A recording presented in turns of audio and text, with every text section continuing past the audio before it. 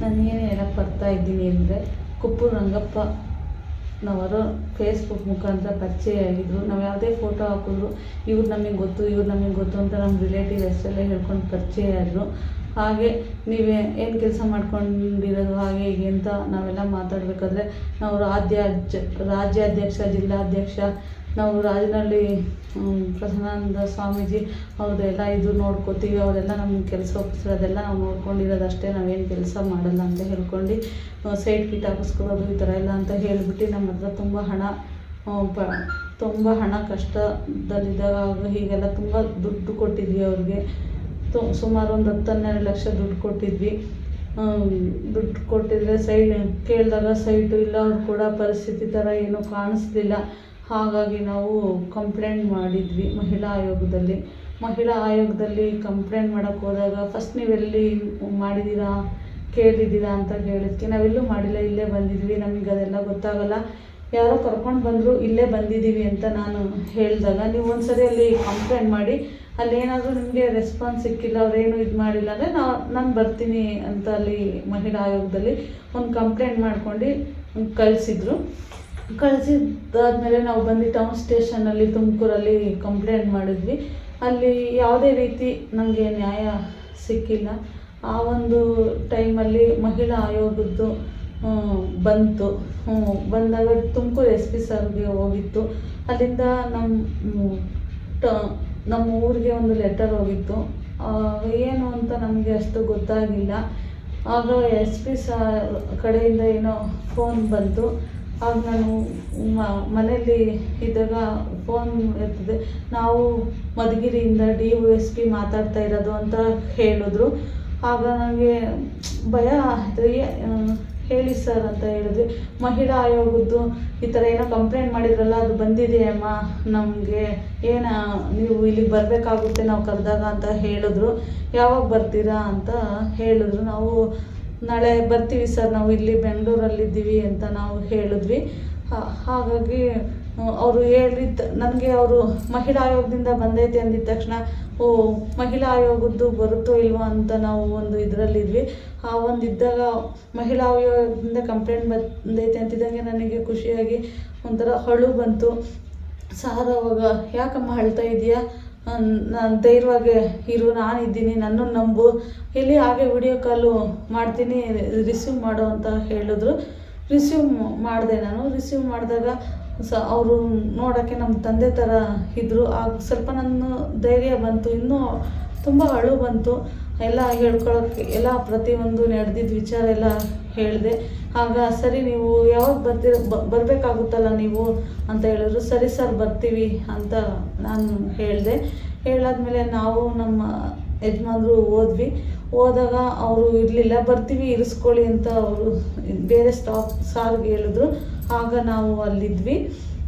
ಇದ್ದಾಗ ಬಂದಾಗ ಅವನಿಗೆ ಫೋನ್ ಮಾಡಿದರು. ಅವನೇನೋ ಬಂದು ಹೋಗಿದ್ನಂತೆ ಆಗಲೇ. ಆಗ ನಾಳೆ ಹೋಗ್ಬಿಟ್ಟೆ, ನನಗೆ ಇರೋಕ್ಕಾಗಿಲ್ಲ ಅಂತ ಏನೋ ಹೇಳಿದ್ರೇನೋ ಅವರು. ಆಗ ಸರಿ, ನೀವು ನಾಳೆ ಬನ್ನಿ. ಅವ್ರು ಬರೋಷ್ಟೊತ್ತಿಗೆ ಸಂಜೆ 5:30-6 ಗಂಟೆ ಆಯಿತು. ಎಲ್ಲೋ ಕೇಸ್ ಮೇಲೆ ಹೋಗಿದ್ರಂತೆ. ನಾಳೆ ಬನ್ನಿ ಅಂತ ಹೇಳಿದ್ರು. ಅವತ್ತಿನ ದಿವಸ ಏನೂ ಆ ಥರ ಇದಾಗಿಲ್ಲ. ಸರಿ ಅಂತ ಹೇಳಿ ನಾವು ನಾಳೆ ಮತ್ತೆ ಇನ್ನೊಂದು ದಿವಸ ಆಗಸ್ಟ್ 11, 12, 13, 14 ಆ ಡೇಟಲ್ಲಿ ನಾವು ಅಲ್ಲಿಗೆ ಹೋಗೋಕ್ಕೆ ಸ್ಟಾರ್ಟ್ ಮಾಡಿದ್ವಿ. ಹೋದಾಗ ನೆಕ್ಸ್ಟ್ ಡೇ ಹೋದಾಗ ನಾವು ಹೋಗಿದ್ವಿ. ಇವರು ಸಾರ್ ಇದ್ದರು, ಅವ್ರು ಇನ್ನೂ ಬಂದಿರಲಿಲ್ಲ. ಎಲ್ಲಮ್ಮ ಅವನಿಗೆ ಫೋನ್ ಮಾಡಿರಿ ಅಂತ ಬೇರೆ ಸರ್ಗೆ ಹೇಳಿದ್ರು. ಅವ್ರು ಫೋನ್ ಮಾಡಿದಾಗ ಅವ್ರು ಏನೋ ಬರೋಕ್ಕಾಗಲ್ಲ ಅಂತ ಏನೋ ಹೇಳ್ದಂಗಿತ್ತು. ಇವರು ಆಗ ಅವ್ನು ಮತ್ತೆ ಇವ್ರ ಫೋನಿಂದ ಫೋನ್ ಮಾಡಿ ಬೈದು ನಮಗೆ, ಸರಿ ಬಾಮ್ಮ ಇಲ್ಲಿ ಏನೋ ಪರ್ಸನಲ್ ಮಾತಾಡಬೇಕು, ಏನು ನಡೀತೀವಿ ಹೇಳಬೇಕು ನೀನು ಅಂತ ಹೇಳಿ ರೂಮಿಗೆ ಕರೆದ್ರು. ನಾನು ಇದ್ಬಿಟ್ಟು ಮಹಿಳಾ ಆಯೋಗದಿಂದ ನಾನು ಕಂಪ್ಲೇಂಟ್ ಕೊಟ್ಟಿರೋ ಪ್ರಕಾರ ಅದು ಪರ್ಸನಲಿ ನಾನು ಹೇಳಬೇಕಾಗುತ್ತೇನೋ ಅಂತ ನಾನು ರೂಮಿಗೆ ಕರೆದಾಗ ಹೋದಾಗ ಸರ್ ಈ ಥರ ಎಲ್ಲ ಆಯಿತು ಸರ್, ಹಾಗೆ ಹೀಗೆ ಅಂತ ಎಲ್ಲ ಹೇಳ್ಕೊಂಡು ಅಳಕ್ಕೆ ಸ್ಟಾರ್ಟ್ ಮಾಡಿದೆ. ಅದ್ಬಿಟ್ಟು ಸರ್, ನೀವು ನಮ್ಮ ತಂದೆ ಥರ ಇದ್ದೀರಾ, ನಮಗೆ ನ್ಯಾಯ ಕೊಡಿಸಿ ಸರ್, ಎಲ್ಲೂ ನಮಗೆ ನ್ಯಾಯ ಸಿಕ್ಕಿಲ್ಲ, ನಮಗೆ ದುಡ್ಡು ಮೋಸ ಆಗೈತೆ, ಅವ್ರು ಯಾವುದೇ ರೀತಿ ಕೊಡೋ ಇದರಲ್ಲಿಲ್ಲ, ನಿಮ್ಮ ಕಾಲಿಗೆ ಬೀಳ್ತೀನಿ ಸರ್ ಅಂತ ನಾನು ಕಾಲು ಹಿಡ್ಕೊಂಡಾಗ ಈ ಥರ ಭುಜ ಹಿಡ್ದು ಅವರು ಎತ್ತಿದ್ರು. ಎತ್ತಿ ಈ ಥರ ಕಣ್ಣು ನೀರೆಲ್ಲ ಒರೆಸಿದ್ರು. ಆಗ ನನಗೊಂದು ಅಂದರೆ ನಮ್ಮ ತಂದೆ ಏಜಲ್ಲಿರೋದಕ್ಕೆ ನಮಗೆ ಏನೂ ಆ ಥರ ಏನು ಭಯ ಅನ್ನಿಸ್ಲಿಲ್ಲ. ಹಾಗೆ ಕಣ್ಣೀರು ಒರೆಸ್ಬಿಟ್ಟು ಈ ಥರ ಎದೆಯೆಲ್ಲ ಹಿಡ್ಕೊಂಡು ಈ ಥರ ಒಂಥರ ಪುಷ್ ಮಾಡಿ ನಾನು ಹಗ್ ಮಾಡ್ಕೊಳಕ್ಕೆ ಬರೋದು, ಈ ಥರ ಮತ್ತೆ ಕಿಸ್ ಮಾಡೋಕ್ಕೆ ಬರೋದೆಲ್ಲ ಮಾಡಿದ್ರು. ನಂಗಾಗ ತುಂಬ ನೋವಾಯಿತು, ಭಯ ಆಗಿಬಿಡ್ತು. ಭಯ ಆದಾಗ ನಾನು ಬೋಲ್ಟ್ ತಗೊಂಡು ಹೊರಗಡೆ ಓಡೋಗಕ್ಕೆ ಹೋದೆ. ಸರ್ ಇದೇನು ಸರ್, ನಾವೇನೋ ಅಂದ್ಕೊಂಡು ಬಂದೆ ಸಾರ್ ಅಂತ ಹೇಳ್ಬಿಟ್ಟು ನಾನು ಬೋಲ್ಟ್ ತಗೊಂಡು ಹೋಗೋದೆ. ಅವಾಗ ಕೈ ನನ್ನ ಯೂರಿನ್ನೇ ಬಂದ್ಬಿಡ್ತು. ನಾನು ಓಡೋಗೋಕ್ಕೆ ಟ್ರೈ ಮಾಡಿದೆ. ಅವಾಗ ಅವರು ಯೂರಿನ್ ಮಾಡ್ಕೊಂಡಿದ್ದೆಲ್ಲ ನೋಡ್ಬಿಟ್ಟು ಏನೂ ಆಗಲ್ಲ ಸುಮ್ಮನಿರಿದೆಲ್ಲ, ಏನೂ ಆಗಲ್ಲ ಸುಮ್ಮನೆ ಇರು, ನಾನಿದ್ದೀನಿ ಅಂತ ಹೇಳ್ತಾಯಿದ್ರು. ಆವಾಗ ಬೇಡ ಅಂದು ಪರ್ಸಿಂದೆಲ್ಲ 500 ರೂಪಾಯಿ ತೆಗ್ದು ನಾನು ಬೇಡ ಅಂದರು. ಬೇಡ ಸರ್, ನಮ್ಗೆ ಆ ಥರ ಎಲ್ಲ ಏನಿಲ್ಲ, ಬೇಡ ಸರ್ ಅಂದರೆ ಕೈ ಕಿತ್ತು 500 ರೂಪಾಯಿ ಇಟ್ಟರು. ನಾನು ಅಷ್ಟೊಳಗೆ ಬೋಲ್ಟ್ ತಗೊಂಡು ಬಂದುಬಿಟ್ಟೆ. ನಮ್ಮ ಯಜಮಾನ್ರು ಏನದು ಅಂತ ಅಲ್ಲಿ ಕೇಳಿದಾಗ ನಾನು ಅಲ್ಲಿ ಅವ್ರಿಗೆ ಹೇಳೋಕ್ಕೆ ಕೈ ಕಾಲೇನೂ ಆಡಿಲ್ಲ. ಆ ಟೈಮಲ್ಲಿ ಸುಮ್ಮನೆ ಹೋಗಿ ಕುತ್ಕೊಂಡ್ಬಿಟ್ಟೆ. ಆಗ ಕೈ ಕಾಲು ಆಡಿಲ್ಲ, ತುಂಬ ನೋವಾಯಿತು. ಎಲ್ಲಾದರೂ ನಂಗೆ ನ್ಯಾಯ ಸಿಕ್ಕಿಲ್ಲ.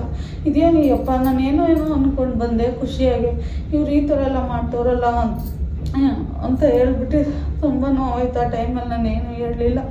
ನಮ್ಮ ಯಜಮಾನ್ರಿಗೆ ನಡೆದಿದ್ದೆಲ್ಲ ಮತ್ತೆ ಬೆಳಗ್ಗೆ ಹೇಳಿದೆ. ಮತ್ತೆ ಬೆಳಗ್ಗೆ ಅಲ್ಲಿ ಹೋದಾಗ ಮತ್ತೆ ಫೋನ್ ಮಾಡಿದಾಗ ಅವನು ಅವತ್ತು ಬಂದಿಲ್ಲ. ನಮಗೆ ಬೇಜಾರಾಯಿತು. ನಾವು ಸುಮ್ಮನೆ ರಜೆ ಹಾಕಬೇಕು, ಬಾಡಿಗೆ ಕಟ್ಟಬೇಕು, ಎಷ್ಟು ಕಷ್ಟ ಇದೆ ಅನ್ನೋ ಒಂದು ಇದರಲ್ಲೂ ಇವರು ನೆನ್ನೆ ಆ ಥರ ನಡ್ಕೊಂಡಿದ್ದಕ್ಕೆ ಇವತ್ತೇನು ಮಾಡ್ತಾರೋ ಅಂತ ನಮ್ಮ ಯಜಮಾನ್ರಿಗೆ ನನ್ನ ಬಿಟ್ಟೆಲ್ಲೂ ಹೋಗಬೇಡ ಅಂತ ಹೇಳಿದ್ದೆ. ಜೊತೆಗೆ